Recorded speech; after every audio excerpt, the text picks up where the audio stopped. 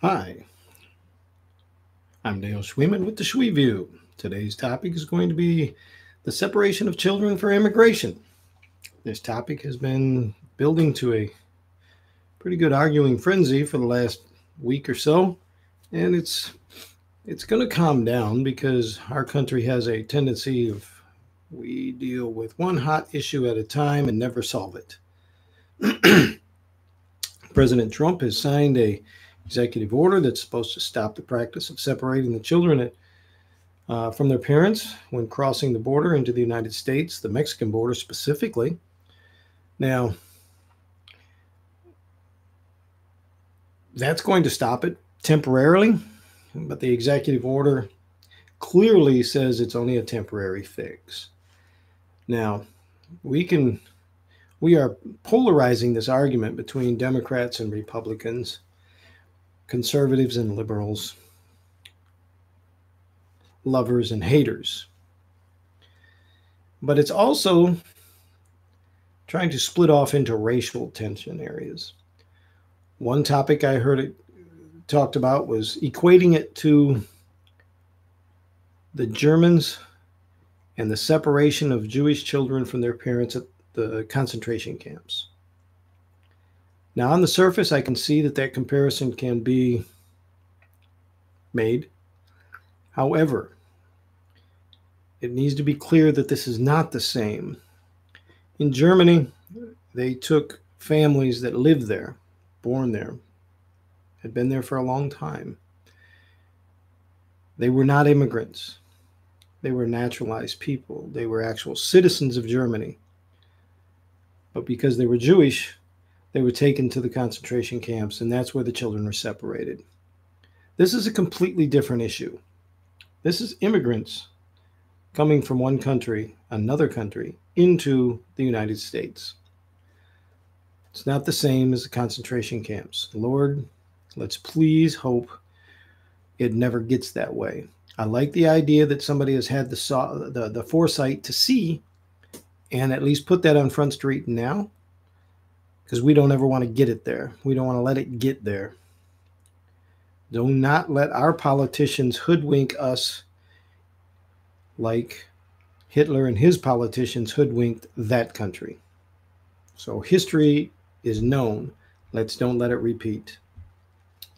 Now, the other area that I've seen it go into is we've managed to find a way to take this immigration issue and separation of children from the Mexican border and turn it into our beloved white and black racial divide. Our country seems to not be able to do anything unless we can turn it into a white-black racial issue. Facebook post I saw said, Michael Vick, inhumane treatment of dogs, white nationalists wanted to lynch him. President Trump's inhumane treatment of children, putting them in dog cages, white nationalists elect him president. Well, we've got to stop this desire to turn everything into a white-black racial issue. We've got to focus on right and wrong. White and black is not specifically down that line. We are colors. We are born with a skin color. Not a single person has a choice to decide what color we are. But yet all of us, in one way or another, allow that skin color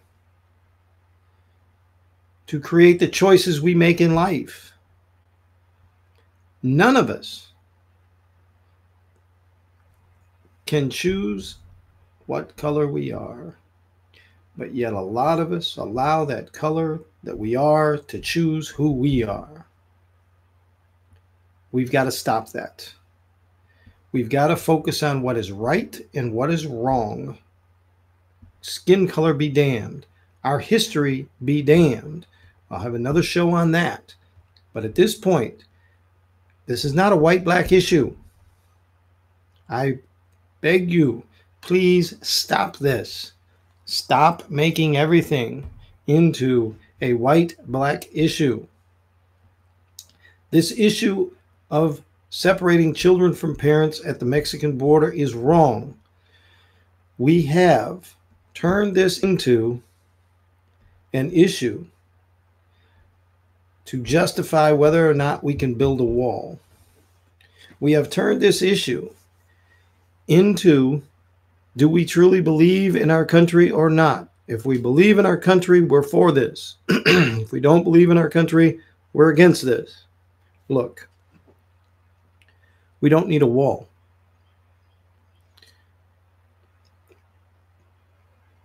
In the 1980s, President Reagan infamously stood in Berlin and said, Gorbachev, tear down this wall. A wall that had been built because of the World War II, because stemming again from the Holocaust. That wall was wrong. It separated people. It separated people because of ideals. It separated people because of human ignorance. In China, they built a wall. It's called the Great Wall, to separate, to keep people out. Now here we are, the United States of America, building a wall across our southwest border, while in the northeast border we have an island with a statue on it that says, please come to us. Please, we will embrace you. We are a country of immigrants. This immigration issue is not new. Go back to the 60s, the 70s. You'll hear the political talk about the immigration then. We had a great song, A Green Card. Okay, it was funny as heck. Point was, we had an immigration issue then. Go back and read the documents of Theodore Roosevelt in the early 1900s. His big push was about immigration and how to deal with it. We as a country have always had an immigration issue. We are a country of immigration. What we have a bigger problem is acceptance and identification. We can't accept that we are a country of immigration, almost all willingly, some of them not willingly, but yet we have all immigrated here from somewhere else. All of us now are born here. We're all naturalized U.S. citizens. We are born and raised here. But we can't accept it. We can't accept that our next door neighbors look different than us, but still love this country. We have to accept a new way, a proper way to deal with our immigration. Building a wall is not the answer. Separating children from parents is not the answer. Turning it into a racial situation of a racial divide and bringing up the black-white history is not the answer. We can't blame the government for this. We live in a country that's capitalistic. We have to accept some responsibilities here. We have a problem with the immigration coming in and supposedly taking jobs from us Americans. Almost all the jobs they take are ones none of us Americans are going to do. Not going to do it. So what happens? Our prices go up because the work doesn't get done. However, there's more to this. Building a wall isn't the answer. Creating a system that is going to allow immigrants to come to this country and properly live here is. But we have created a system that has established what's called an underground immigrant country. We in the United States have these civil rights, and we want to have everybody comfortable. Nobody's rights are to be infringed upon. We have to be politically correct.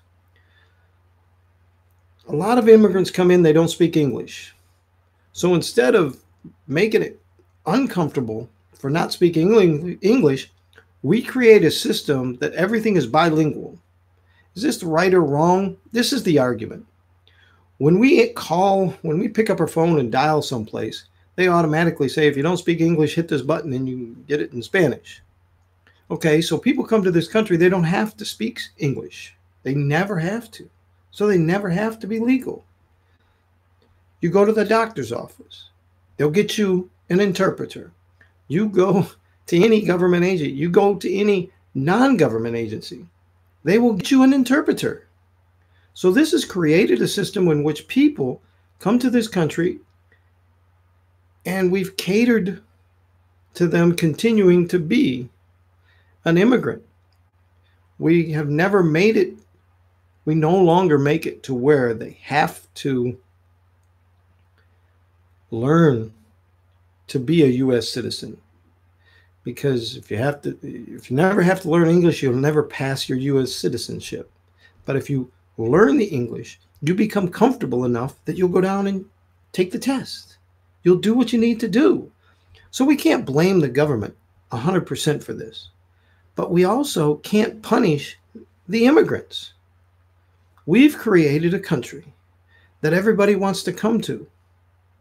And once they get here, we punish them because we always want to point fingers at the other person for our reasons for failure. This is not Donald Trump's fault. However, Donald Trump is president. He has to take the heat because he's allowed this situation to happen for as long as he did. The separation of children from parents.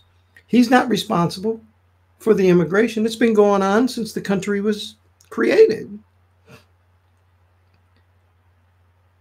But we have to accept responsibility along the way for causing this problem and allowing this problem to occur and get as big as it has. When we cater to individuals who don't speak English, is that right or wrong? When our government only speaks English, we have not accepted Spanish as a second language yet. Well,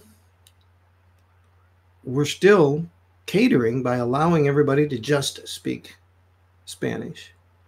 We have created it so hard for the immigrants to come over and become legal that they come over and they can live in an underground system and they've got their own little Mexico all around the country.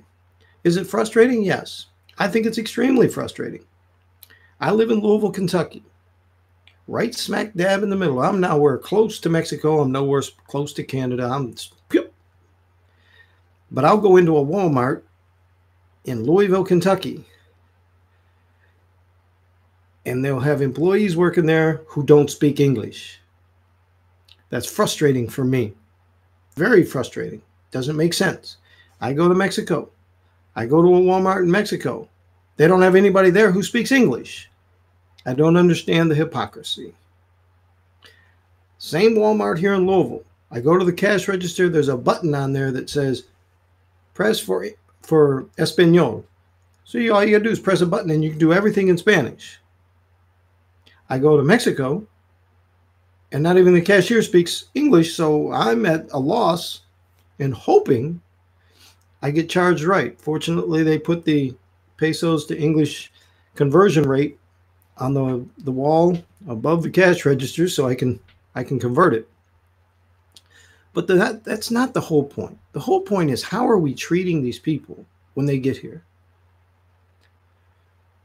We're the United States of America. We're supposed to be a country of integrity, respect. We're the leader of the world. We complain about human rights violations all over the world, but yet here in our country, we're going to do these things to these individuals, families. They don't have any political ties. They don't have any money. They have no fight power. Or to go back to use a pun for the beginning of what I said, they have no dog in this fight. Sorry, Michael Vick. But the point is, they're still being used as pawns in this game, this political game that has been an issue in this country